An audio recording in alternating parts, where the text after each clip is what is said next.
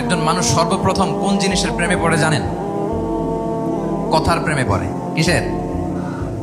কথার প্রেমে পড়ে। কথার ধরন, কণ্ঠস্বর, তার অ্যাটিটিউড, তার শব্দের জাদু, এটা মানুষের হৃদয়কে জয় করে ফেলে।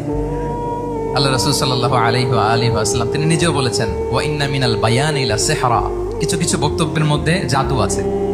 তো রাসূল সাল্লাল্লাহু আলাইহি ওয়াসাল্লামের এই এলোকোয়েন্স ছিল, এলোকোয়েন্স। তিনি বলতেন, উতিতু জাওয়ামিউল কালিম, আল্লাহ তাআলা আমাকে সর্বমর্ম বাচন ভঙ্গির অধিকারী করেছেন।